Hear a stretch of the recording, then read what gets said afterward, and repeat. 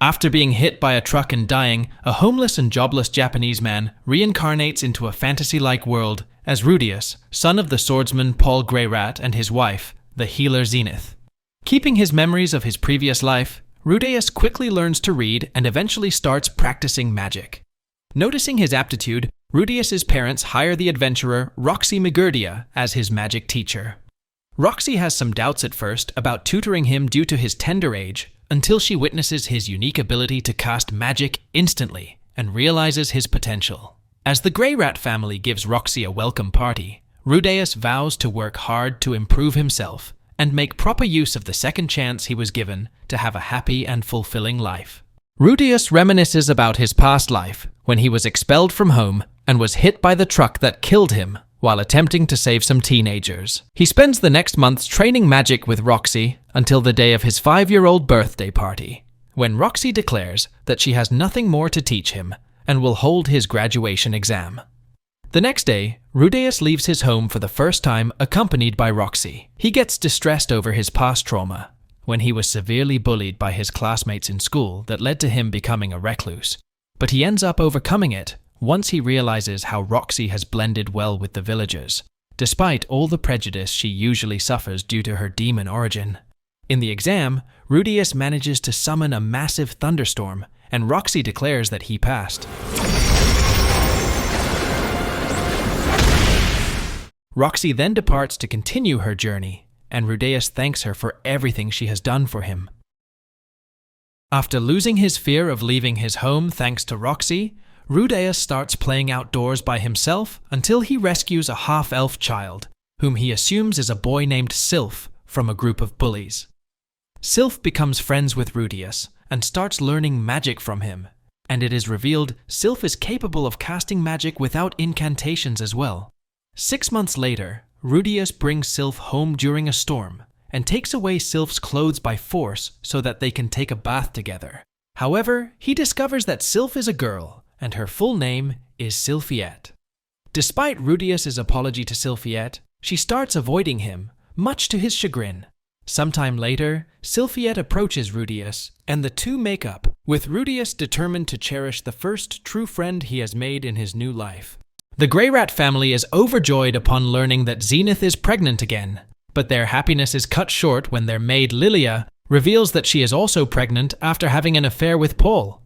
To protect Lilia from Zenith's wrath, Rudeus convinces his mother to forgive her by having Paul take all the blame for the incident, despite realizing that she was the one who seduced him, which earns him Lilia's gratitude and loyalty. Zenith and Lilia give birth to 2 girls, named Norn and Aisha respectively, and Rudeus considers leaving to study at the Renoa Magic Academy after receiving a letter from Roxy encouraging him to. But Sylphiette does not want him to leave her side, and he decides to look for a job to pay for her tuition as well. Sometime later, his parents decide to entrust Rudeus to a friend of theirs, the beast woman Ghislaine de Doldia, who leaves the village with him. Rudeus, accompanied by Ghislaine, leaves the village after receiving a letter from Paul detailing a tutoring job opportunity in the city of Roa. The job is to teach Eris, the daughter of Philip Boreas Greyrat, who is also Rudeus's father's cousin and the mayor. Paul, however, imposes a condition that Rudeus cannot return home or meet Sylphiette for the next 5 years. Upon meeting Eris, who initially acts hostile, Rudeus devises a plan to gain her trust by faking their kidnapping with her father's approval. However, the plan takes an unexpected turn when the staged kidnapping becomes real, and Rudeus fights to protect Eris. With Ghislaine's intervention, they manage to overcome the situation. And Eris ultimately accepts Rudeus as her tutor, leading to him residing in her house upon their return to Roa. Philip thanks Rudeus for protecting Eris and warns him to not reveal to anyone his connections with the Greyrat family, or he may be targeted again. While Ghislaine begins teaching swordsmanship to Eris and Rudeus, Rudeus teaches magic, literacy, and math to both. However, Eris usually skips classes out of boredom, and Rudeus decides to give her 1 day off per week to encourage her. While taking a stroll in the city, Eris attempts to buy Rudeus an expensive book, but he refuses, claiming that she cannot give presents to others without her own money and suggests her father to give her an allowance. With her allowance, Eris presents Rudeus with a vial he was previously interested in, which puts him in a pinch, as he is in fear of revealing to her and Ghislaine that it is in fact an aphrodisiac. With the approaching date of Eris's 10th birthday party, Rudeus allows her dance teacher to take over part of his tutoring schedule to have her improve while he makes use of his newfound free time to learn other languages. As Rudeus makes some progress on his foreign language skills with Ghislaine and Roxy's help, Eris does not improve at all, and on the day of the party, she fails to dance with another noble.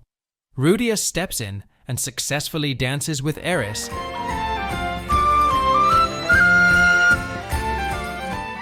after instructing her to incorporate some of her fighting skills in her moves. After the party, Rudeus meets Eris's grandfather, Sauros, who sees a strange ball of light in the sky and fears it could be an ominous sign. 2 years later, Eris and her family hold a birthday party for Rudeus, who is disappointed at first that his own family could not attend due to the increase of monster activity around the country. Rudeus is presented with a top-quality magic staff, and Philip expresses his will to have Rudeus marry Eris and become his successor, but Rudeus rejects the offer. Later that night, Rudeus is surprised to see Eris waiting in his room. He then attempts to have sex with her, but she pushes him away.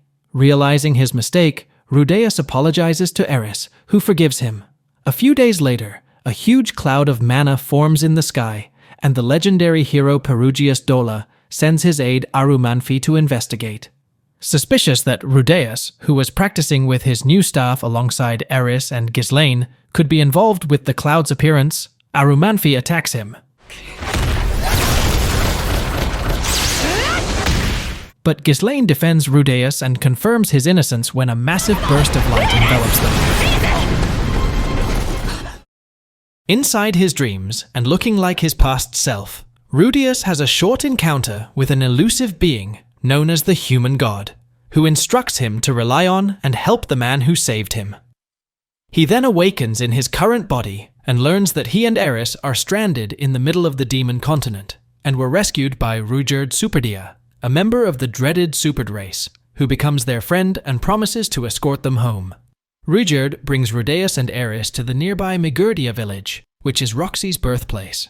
During their stay, Rudeus learns from Rudeus that his tribe's ill repute comes from the cursed spears they received from the demon god Laplace, which turned them into mindless murderers, and that the spear in his possession belonged to his son, whose death by his hands made him recover his senses. Moved by Rudeus' determination to clear his race's name, Rudeus decides to help him, and the trio departs from the village to begin their journey across the demon continent.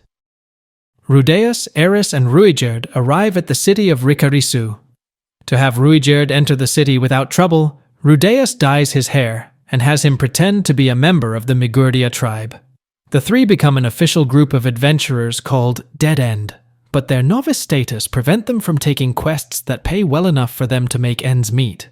By the human god's suggestion, Rudeus accepts a quest to look for a lost pet, which leads them to another group of adventurers who kidnap pets to get the bounty for finding them.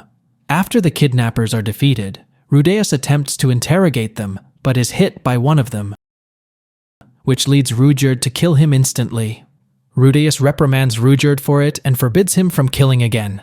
Taking advantage of the kidnappers' higher rank, Rudeus coerces them into taking higher-ranking jobs for their own party, while helping improve their reputation.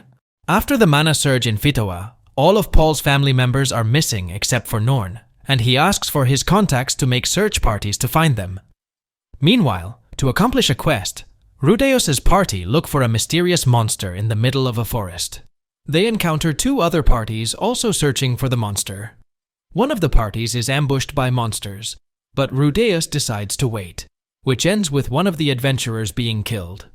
The monster they are looking for attacks and kills the other party before it is slain by Rudeus and co. Back in Rikarisu, Rudeus is approached by another adventurer, who discovers his scheme to take higher-ranked quests and attempts to blackmail him. Moved by Rudeus's resolve to protect Eris, Rudeus drops his disguise, revealing himself as a Supered, and threatens to kill the adventurer should he reveal their secret. After leaving the city, Rudeus reconciles with Rudeus. Rudeus keeps traveling with Eris and Rudeus all the way to a coastal city on the edge of the demon continent, unaware that Roxy is also arriving at the continent to look for him, accompanied by 2 of Paul's former companions. Roxy and her party arrive at the same time by boat, but both parties fail to encounter each other. Unfortunately, Rudeus and Eris learn that due to Rudeus being a supered, his boat fee to travel the ocean is too high for them to pay. While looking for a solution, Rudeus is once again contacted by Human God, who instructs him to buy some food in a specific place, where he stumbles on a hungry vagrant and feeds her. The vagrant reveals herself as the reincarnated demon emperor Kishirika Kishirisu, who rewards him with a demon eye that allows him to see a few seconds in the future, and Rudeus uses this power to save a man from harm. After getting used to his new ability, Rudeus decides to sell his staff to get enough money for Rudeus's ticket, but Rudeus himself dissuades him from doing so, pointing out it will hurt Eris's feelings. Then the man who Rudeus saved arrives and introduces himself as Gallus Cleaner. Roxy and her companions, Talhand and Elinalise, begin searching the city for any sign of Paul's missing family, including Rudeus. Unfortunately, since Rudeus has been traveling under an alias, Roxy doesn't realize that he is in the same city. As Roxy explores the city, she comes across Eris and Rudeus sparring, but flees when she assumes they are both supereds. Failing to find any information, Roxy and her party decide to leave for the next town. Meanwhile, Rudeus and his party are able to leave the city by sea after Gallus helps smuggle Rudeus onto the ship. Upon reaching Zant, Rudeus heads to the smuggler's hideout, where he finds out he is supposed to liberate beast children being held captive by the smugglers. Rudeus kills all the smugglers and escorts the children to safety, while Rudeus stays behind to free a magical dog.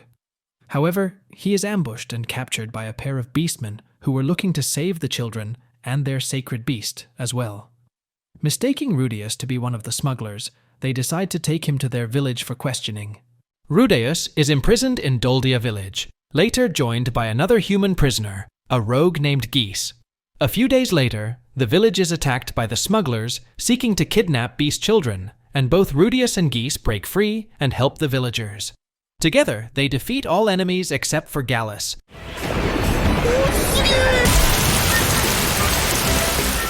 who reveals himself as the head of the smuggling ring who deceived him in order to use Rudeus as a distraction to lure the village's warriors away. Gallus overpowers Gaius and kills 2 of his men. Realizing that Gallus is too strong for him to deal with alone, Rudeus considers letting him escape until the sacred beast arrives to help and all parties defeat him together.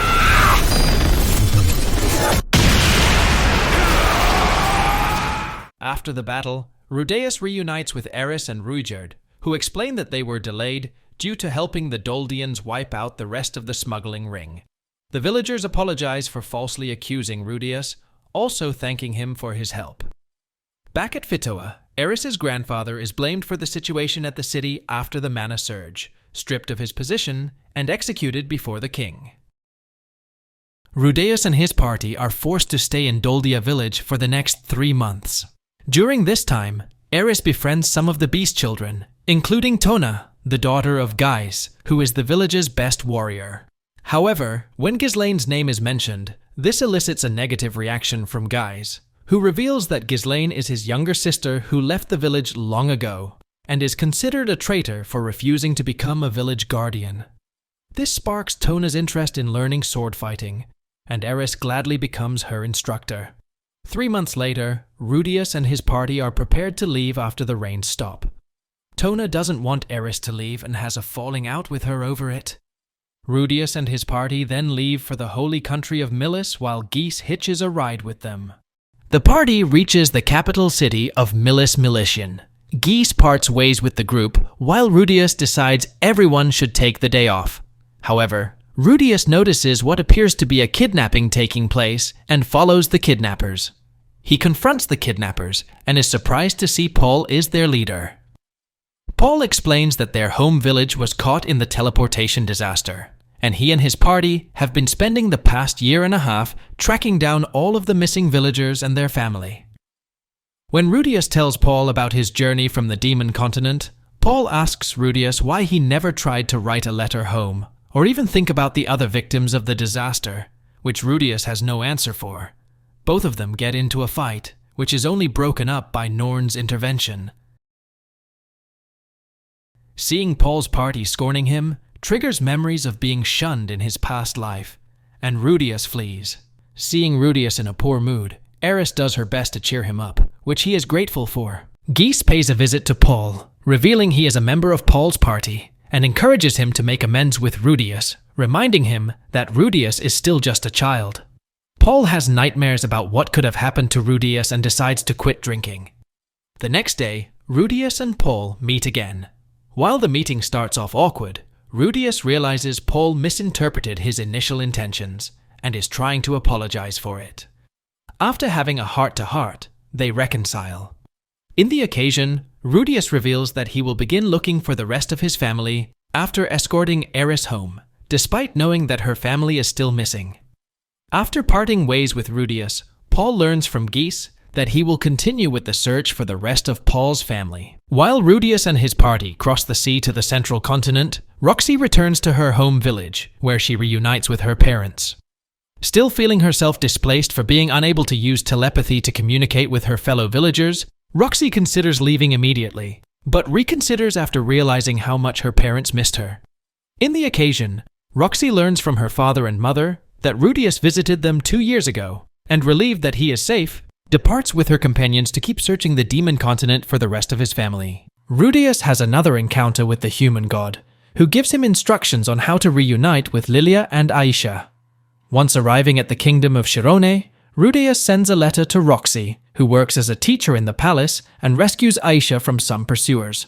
Following the advice of the human god, Rudeus refrains from revealing his identity to his sister, who thinks Rudeus is a pervert due to finding Roxy's panties that Lilia had confiscated from him. Rudeus is then summoned to the palace for an audience with Roxy, but falls into a trap set by Shirone's seventh prince, Pax, who holds Lilia hostage. Infatuated with Roxy, Pax reveals that he intends to use Rudeus as bait to capture her.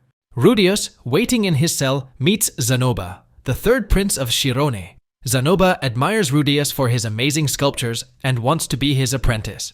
Rudeus tells him only Pax can free him, and Zanoba promises to help. Meanwhile, Pax's guards sneak in Rudeus, Eris, and Aisha to rescue their families held by Pax.